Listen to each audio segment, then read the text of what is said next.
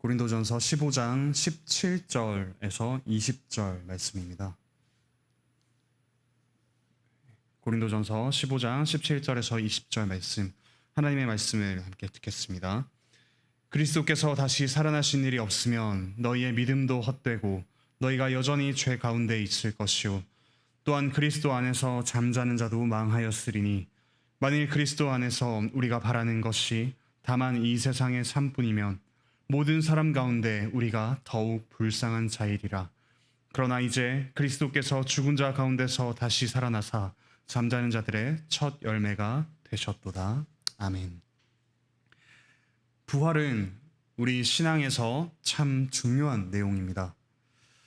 영국의 무신론자이자 철학자였던 버틀란드 러셀이 종교의 기반은 공포라고 이야기한 적이 있습니다.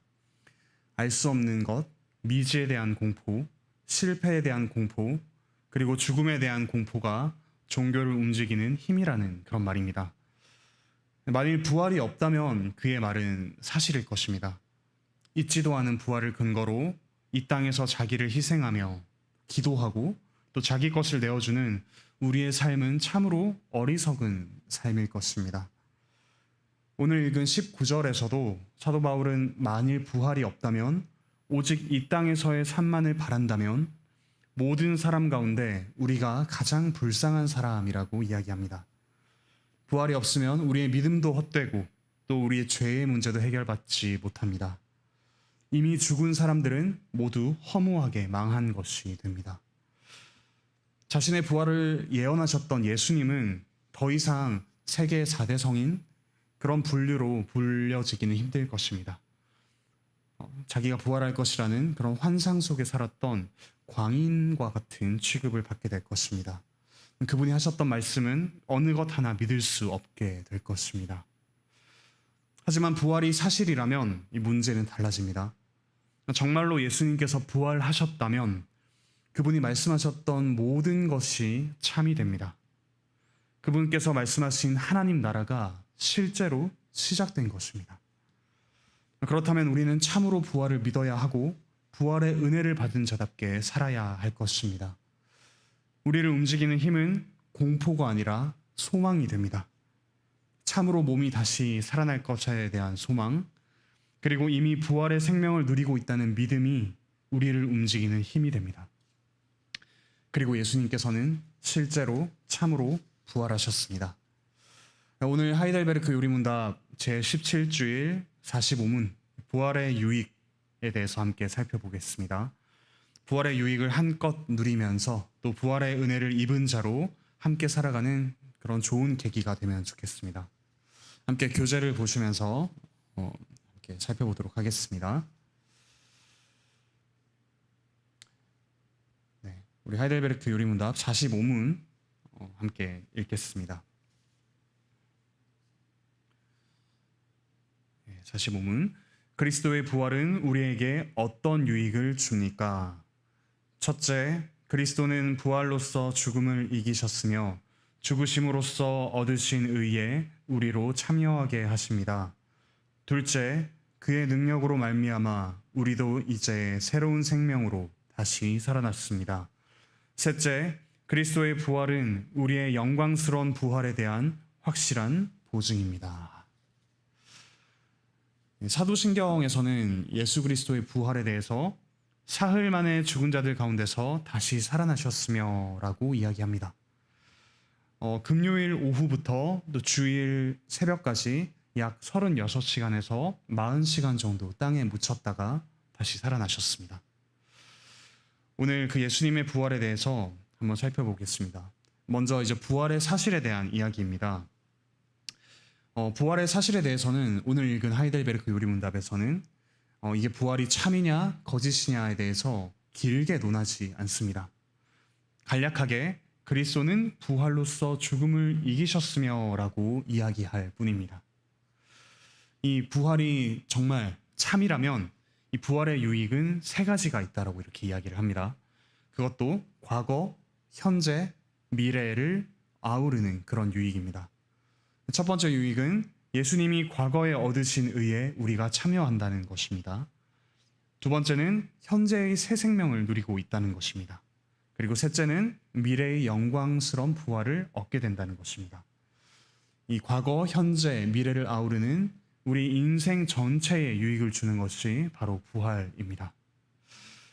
그런데 이 부활이 사실이 아닐 것이다 라고 하는 이 부활에 대한 반대 이야기가 크게 세 가지 정도가 있습니다. 첫 번째는 기절설입니다. 예수님께서 십자가에서 너무도 고통스럽게 이제 형을 당하시다가 기절하셨고 나중에 다시 깨어나셨다라는 이야기입니다. 근데 성경을 보면 예수님이 죽으셨는지 살아나셨는지 군인이 창으로 옆구리를 찔러서 확인해 보는 장면이 있습니다. 결코 이 기절설은 사실일 수가 없습니다. 두 번째로 부활의 사실에 대한 반대로 도난설이 있습니다. 그러니까 제자들이 시체를 훔쳐가서 예수님이 부활하셨다라고 거짓 소문을 퍼뜨렸다라는 그런 이야기입니다. 그런데 제자들의 모습을 한번 생각해 보면 예수님께서 잡히시던 그날에 모두 두려워서 도망친 사람들이 제자들입니다. 그리고 심지어 십자가에서 그 곁에 있어주지 못한 이들이, 그때도 역시 도망쳤던 이들이 제자들이란 걸 생각해 보면 과연 이 제자들이 그 성전 경비병들이 삼엄하게 지키고 있는 예수님의 무덤에 쳐들어가서 그 예수님의 시신을 훔쳐올 수 있었을까? 이것 역시 불가능한 일이라고 생각해 볼 수 있습니다. 그리고 마지막 부활의 사실에 대한 반대로 환상설이 있습니다. 제자들이 예수님을 워낙 그리워하고 좋아하다 보니까 이 망상이 생겨서 예수님이 부활했다고 착각했다라는 그런 이야기입니다. 하지만 실제로 많은 사람이 예수님을 보았다라고 합니다. 심지어 성경에는 증언으로 인정받지 못하던 당시에 그 여자들의 말조차도 이 부활이 정말 일어난 사실이기 때문에 이 성경의 증언으로서 기록을 하고 있는 걸 볼 수 있습니다. 또 500여 명에게 예수님께서 부활하신 후에 나타나셨다라고 이야기를 합니다. 그래서 이런 기절설, 도난설, 환상설 모두 우리가 참이 아님을 이야기를 할 수 있겠습니다. 근데 이 부활 사실을 이제 현대에 들어서 과학적으로 증명하려는 시도가 있습니다. 하지만 이 부활은 과학적으로 증명할 수 있는 종류의 사실이 아닙니다. 역사적 사실이라면 이 부활이 실험을 통해서 반복하여서 증명할 수 없는 종류의 사실입니다. 예를 들어서 세종대왕이 훈민정음 또 한글을 창제했다라는 그런 사실을 현대에 들어와서 과학적으로 증명하라 하면 도저히 증명할 수 없는 종류의 역사적 사실이라고 이야기할 수 있겠습니다. 마찬가지로 부활 역시 한 번 일어났던 분명한 역사적 사실입니다. 그리고 실제로 이 부활 장면을 당시에 목격한 사람도 없습니다. 우리 보통의 상식으로는 일어날 수 없다라고 생각할 만한 이런 일을 하나님이 하신 것이므로 우리는 이 부활이라는 사실에 대해서 믿음이라는 수단을 통해서 접근을 해야 됩니다. 그런데 이 부활의 사실을, 그러니까 부활의 소식을 들었다고 해서 예수님에 대한 믿음이 자동적으로 생기는 것은 아닙니다. 엠마오에서 이 제자들은 여자들이 예수님이 부활했다라고 말을 해주었지만 도저히 믿지를 않았습니다. 어떻게 이 믿음이 생기냐? 성경 말씀을 배우고 또 믿음으로써 부활에 대한 믿음이 생긴다라고 할 수 있습니다. 예수님도 부활하신 후에 매번 나타나시기보다는 보이기도 하시고 또 스스로 감추기도 하셨습니다. 그리고 나타날 때마다 성경을 가지고서 자신에 대한 부활, 자신의 부활에 대한 이야기를 가르치셨습니다. 교재에 누가복음 24장 45절 말씀이 있습니다. 함께 읽어보겠습니다. 시작. 이에 저희 마음을 열어 성경을 깨닫게 하시고 이와 같이 그리스도가 고난을 받고 제3일에 죽은 자 가운데서 살아날 것과 또 그의 이름으로 죄사함을 얻게 하는 회개가 온 족속에 전파될 것이 기록되었으니. 오늘도 이 예수님의 부활에 대해서 이 성경을 통해서 배울 때 성령님께서 우리 마음에 믿음을 일으켜 주실 것입니다. 이 부활의 사실을 믿는다면 이 부활이 가져다주는 세 가지 유익이 있다고 말씀드렸습니다. 한 가지씩 살펴보겠습니다. 첫 번째로 부활의 유익이 주는 과거에 대한 유익입니다. 예수님께서 죽으심으로 얻으신 의에 우리로 참여케 하신다라는 그 유익이 있습니다. 디모데전서 3장 16절 함께 읽어보겠습니다. 시작. 그도다 경건의 비밀이여 그는 육신으로 나타나신 바 되시고 영으로 의롭다 하심을 입으시고. 예수님은 십자가에서 그분의 몸으로 우리 죄를 위한 화목 제사를 드리셨습니다. 하나님이 우리의 죄에 대해 내리시는 진노와 벌을 십자가에서 온 몸으로 다 받으셨습니다. 그러니까 하나님께서 죄를 심판하신다는 그분의 의가 만족되었습니다. 십자가의 제사가 온전히 하나님의 의를 만족시켰다는 것을 표시하기 위해서 하나님은 예수님을 살려주셨습니다. 성경에 보면 나무에 달린 자마다 하나님께 저주를 받은 자다라고 이야기를 하고 있습니다. 하지만 예수님께서 이 나무에 달리신 예수님을 다시 살리심으로써 예수님에 대한 무죄 선언, 그리고 예수님이 의로우시다라는 선언을 해주신 것입니다. 그렇게 하나님에 의해서 의롭다는 선언을 받으신 예수님은 살려주는 영으로서 부활하셨다라고 이야기를 합니다. 다음 페이지를 보시면 로마서 4장 25절 말씀이 있습니다. 함께 읽어보겠습니다. 시작. 예수는 우리 범죄함을 위하여 내어줌이 되고 또한 우리를 의롭다 하심을 위하여 살아나셨느니라. 이 부활하신 예수님을 참으로 믿을 때, 또 예수님께서 우리를 위해서 온갖 벌을 받으신 것을 믿을 때, 또 예수님이 부활하심으로써 의롭다 인정받는 것이 우리의 것이 될 줄 믿습니다. 이것이 과거와 관련된 부활의 유익이라면, 두 번째 현재와 관련된 유익이 있습니다. 그 유익은 그의 능력으로 말미암아 우리도 이제 새로운 생명으로 다시 살아났습니다 라고 이야기할 수 있겠습니다. 예수님을 믿는 우리는 이제 부활의 능력, 그 새로운 생명으로 살아가게 됩니다. 로마서 6장 4절 말씀 함께 읽어보겠습니다. 시작. 그리스도를 죽은 자 가운데서 살리심과 같이 우리로 또한 새 생명 가운데서 행하게 하려 함이니라. 아멘. 그리스도에게 연합되어서 새 생명을 가진 사람으로 우리는 다시 살아났습니다. 실제로 이 새로운 생명이 우리 안에서 작동하고 있습니다. 우리가 과거에 의롭다라는 그런 은혜를 받았다면 이제 의로운 그 결과가 우리의 실제 삶으로 열매를 맺으며 드러나게 됩니다. 나는 새 생명으로 다시 살아났습니다 라고 고백하며 예수님을 믿을 때 우리는 예수님의 능력을 받아 실제로 죄와 싸워서 이기게 됩니다. 그러니까 죄를 용서받는 것이 과거의 은혜였다면 이제 현재의 은혜는 그 죄와 실제적으로 싸워서 이기게 된다라는 것입니다.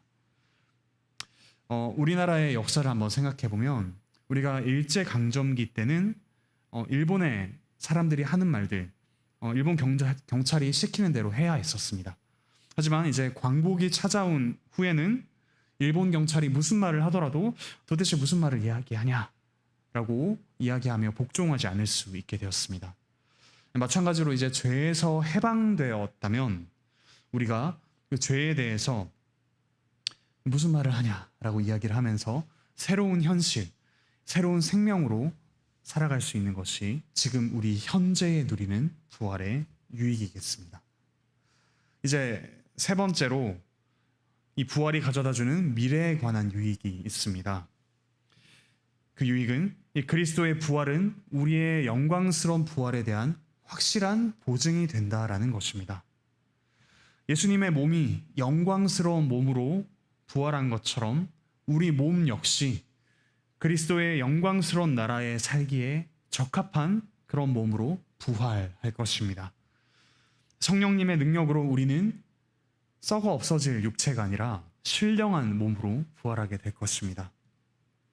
로마서 8장 11절 말씀 함께 읽어보겠습니다. 시작. 예수를 죽은 자 가운데서 살리신 이의 영이 너희 안에 거하시면 그의 영으로 말미암아 너희 죽을 몸도 살리시리라. 이에 대한 확실한 보증이 바로 예수 그리스도의 부활이라는 것입니다. 우리가 냉장고를 살 때 보증금이나 할부금을 미리 내면 그 돈을 전부 지불하지 않아도 미리 당겨서 쓸 수 있게 됩니다. 월세 역시 마찬가지의 원리입니다. 그와 같이 우리가 부활할 것에 대한 보증은 성령님이십니다. 우리 안에 성령님께서 계셔서 앞으로 올 그 부활의 능력을, 내세의 능력을 맛보며 살고 있다라고 이야기를 할 수 있겠습니다. 에베소서 1장 13절에서 14절 말씀 함께 읽어보도록 하겠습니다. 시작. 그 안에서 너희도 진리의 말씀 곧 너희의 구원의 복음을 듣고 그 안에서 또한 믿어 약속의 성령으로 인치심을 받았으니 이는 우리의 기업의 보증이 되사 그 얻으신 것을 구속하시고 그의 영광을 찬미하게 하려 하심이라. 아멘. 또 예수님의 부활은 우리의 열매의 첫 열매가 되신다라고 이야기를 합니다. 수확할 때 첫 번째 열매를 따먹으면 그 다음 열매들도 역시 기대할 수 있게 됩니다. 그리스도께서 부활하신 것을 보고 우리의 몸 역시 부활할 것을 알게 됩니다. 고린도전서 15장 20절 말씀 다시 한 번 더 읽겠습니다. 시작. 그러나 이제 그리스도께서 죽은 자 가운데서 다시 살아 잠자는 자들의 첫 열매가 되셨도다. 아멘. 이렇게 예수님께서 부활하셨다라는 사실이 주는 유익, 과거, 현재, 미래에 관한 그 유익이 있습니다. 우리는 예수님이 부활하셨다고 고백하면서 칭의의 은혜를 이미 받았습니다. 의롭다고 칭한다라는 그 은혜를 받았습니다. 우리의 죄가 용서받고 의롭게 되었습니다. 그리고 현재 지금 새 생명을 맛보고 누리고 있습니다. 그리고 미래의 영광스러운 몸의 부활을 소망하며 살아가게 됩니다. 요한복음에 보면 이 나사로를 살리시기 전에 마르다가 미래의 부활만 이야기합니다. 주님, 마지막 때에 부활할 것을 믿습니다 라고 이야기하지만 예수님은 이렇게 이야기하십니다. 요한복음 11장 25절에서 26절 말씀 함께 읽어보겠습니다. 시작. 나는 부활이요 생명이니 나를 믿는 자는 죽어도 살겠고 살아서 나를 믿는 자는 영원히 죽지 아니하리니 이것을 네가 믿느냐. 이 과거, 현재, 미래를 아우르는 이 모든 부활은 우리가 생생하게 누리고 있는 한 가지 유익이라고 이야기를 할 수가 있겠습니다. 부활은 이미 시작된 우리의 삶의 질적인 변화라고 이야기할 수 있습니다. 그저 단순히 우리의 몸이 다시 살아나서 양적으로 무한히 살아나는 것이 부활이 아닙니다. 만약에 우리가 이 악한 성품, 우리의 연약함을 그대로 가진 채 영원히 삶이 지속된다면 그 삶은 영생이라기보다는 영벌에 가까울 것입니다. 그리고 아직 불완전한 우리 모두가 영원히 그대로 살게 된다면 그것은 천국보다 지옥에 사는 것에 가깝게 될 것입니다. 이 부활은 이미 시작된 새로운 생명, 새로운 질서에 따라 살아가는 질적인 삶의 변화라고 이야기할 수 있습니다. 무엇보다 우리가 홀로 고독하게 살아가는 것이 아니라 이미 먼저 부활하신 그리스도와 함께하는 사건이 바로 부활입니다. 그러므로 우리 사랑하는 권학교회 형제자매 여러분, 지금 이미 이 죄 용서받은 의롭게 된 그 기쁨으로 부활의 유익을 누리면 좋겠습니다. 그리스도의 부활의 생명을 지금 맛보면서 죄와 싸워 이기셨으면 좋겠습니다. 그리고 우리의 죽음이 종착지가 아니라 우리가 다시 살아난다라는 그 소망 가운데, 공포가 아닌 그 소망 가운데 기쁨으로 살아가는 우리 모든 권학교의 성도분 되시기를 바라고 축복합니다.